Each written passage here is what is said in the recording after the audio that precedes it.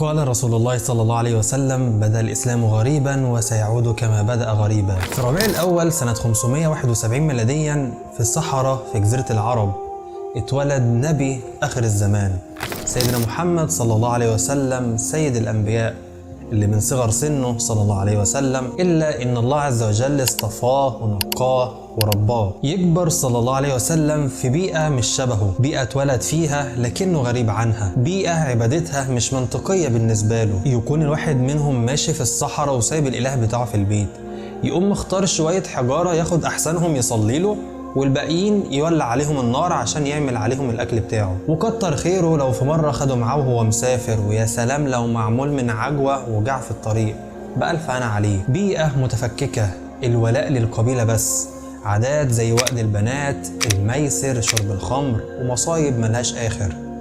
يكبر صلى الله عليه وسلم لحد ما في يوم ينزل سيدنا جبريل عليه بالرسالة، الرسالة اللي جت بعكس كل العبث ده، الرسالة اللي فيها صلاح ومنفعة إلا إنها على غير هوى وعادات قومه.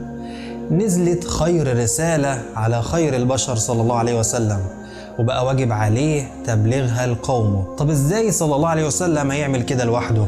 ازاي هيقف قدام كل المجتمع ده ويبلغهم رسالة التوحيد، الرسالة اللي هتهدم أصنامهم وتساوي بين سيدهم وعبيدهم؟ ومن اللحظة دي بدأت غربة الإسلام الأولى اللي هيتحرك فيها صلى الله عليه وسلم لوحده. بدأت الدعوة السرية اللي استمرت حوالي 3 سنين، يدعي أقرب الناس له، أهل بيته وأصحابه. فأسلمت سيدتنا خديجة وسيدنا علي وزيد بن حارثة وأبو بكر الصديق رضي الله عنهم أجمعين، وعن طريق سيدنا أبو بكر أسلم عدد من كبار الصحابة. وهنا تاخد بالك من مدى حكمة صلى الله عليه وسلم وأخذه بالأسباب. بنى صلى الله عليه وسلم في ال3 سنين السرية قاعدة تقدر تدافع عنه من شر قريش بجانب عمه أبو طالب. لو ما كانش عمل كده كان سهل على قريش إنهم يقضوا على الرسالة في بدايتها، سواء بقتل النبي صلى الله عليه وسلم أو على الأقل حبسه ومحدش هيعرف حاجة.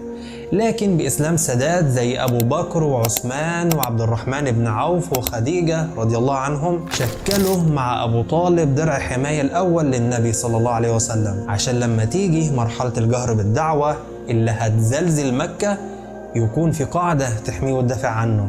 وتيجي المرحلة اللي بعدها الجهر بالدعوة، وأنذر عشيرتك الأقربين. يقف صلى الله عليه وسلم لوحده على جبل الصفا وينادي عليهم: يا بني فهر، يا بني عبد المطلب، يا بني كذا ويا بني كذا.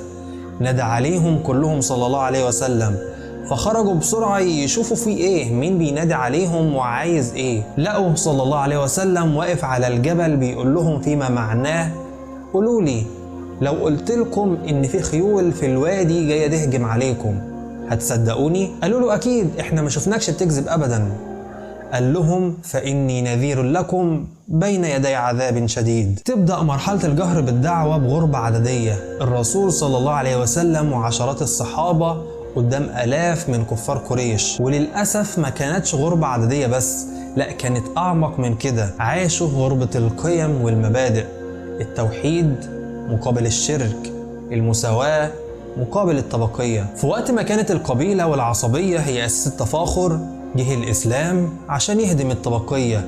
ولا فضل لعربي على أعجمي إلا بالتقوى. وكان بالنسبة لهم صدمة كبيرة، إزاي بلال الحبشي هيجتمع تحت سقف الأخوة مع أبو بكر الصديق؟ الأخلاق مقابل الفساد، حاجة زي وأد البنات وشرب الخمر والربا، جه الإسلام وجرمها وهدها.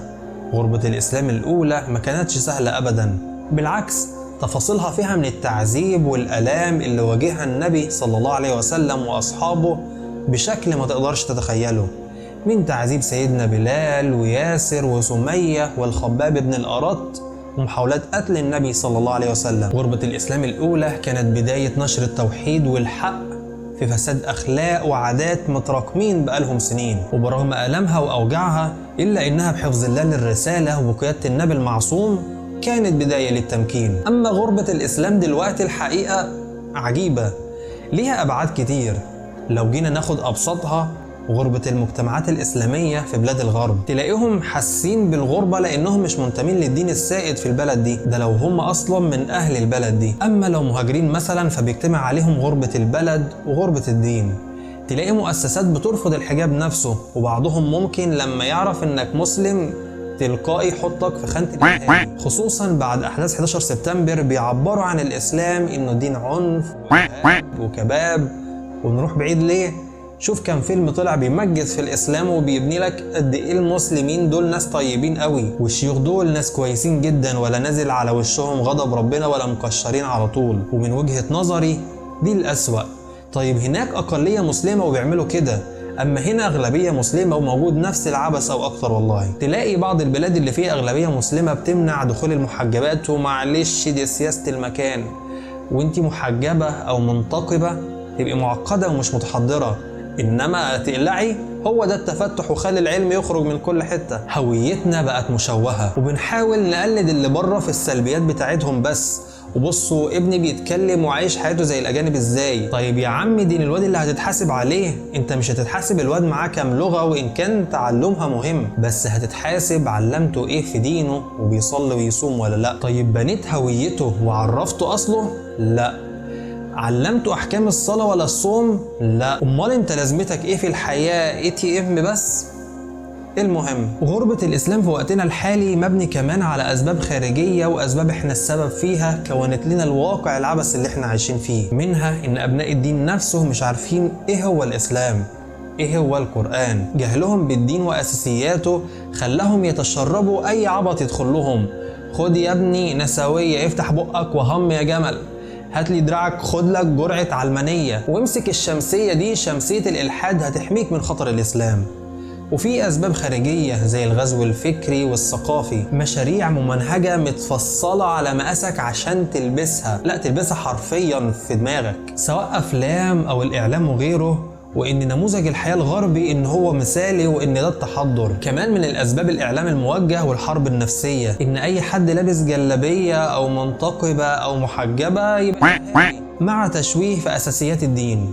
من الحاجات اللي بتغذي الغربة دي وهي تفرق المسلمين، اللي لو اديت نفسك كام ثانية تفكر فيها تعرف قد ايه ان دي اغبى حاجة بعض الناس متمسكين بيها لحد النهاردة. يعني مثلا لو خدنا مثال وطننا العربي، فشوف كام دولة بتتكلم نفس اللغة، جمعاهم نفس المنطقة، جميعهم نفس الدين، وبرغم ده إلا إنه عشان حتة بقرة رسم له كام خط بقينا مؤمنين بالخط ده ونسينا كل حاجة بتجمعنا. طيب والحل؟ في تكملة الحديث بدأ الإسلام غريبا وسيعود كما بدأ غريبا. وفي رواية تانية قيل يا رسول الله من الغرباء؟ قال الذين يصلحون إذا فسد الناس. فبداية الحل هنا وهي الإصلاح، دي بداية الطريق. الإصلاح بقدر المستطاع، إنك تجدد الإيمان واليقين جواك بالدين وتثبت نفسك بقوله تعالى ولا تهنوا ولا تحزنوا وأنتم الأعلون إن كنتم مؤمنين. تربي نفسك على الصبر وإن الطريق طويل وتكون ثابت على مبدأك. تتعلم العلم الشرعي اللي يخليك ثابت ويديك درع حماية قدام هجمات الشبهات وغيرها. والأهم أسرتك تحافظ على تماسكها وتربيهم التربية الإيمانية اللي تخليهم متمسكين بدينهم وفخورين بيه قدام بودي وكوتي اللي معاهم في المدرسة. وما تتكسفش من انك متمسك بهويتك، انك تتكلم عربي من غير ما يأثر فيك ان يتقال عليك مثلا فلاح، انك تقول على الحرام حرام حتى لو اتقال ده متشدد ومعقد، او ترفض اي حاجة جت من تأثير الغرب علينا وانت مش متضايق يتقال عليك ده راجعي. والزم نفسك بصحبة صالحة، واصبر نفسك مع الذين يدعون ربهم بالغداة والعشي يريدون وجهه. في النهاية لازم تفهم ان الاسلام دين عزيز بيك او من غيرك، الله عز وجل هيبعت له اللي ينصره، بس الفكرة انك تنال على الاقل شرف المحاولة بالتمسك بيه ونصرته، سواء من بداية تعليم اولادك وترسيخ الاسلام في نفوسهم لحد فاصدع بما تؤمر واعرض عن المشركين. سلام.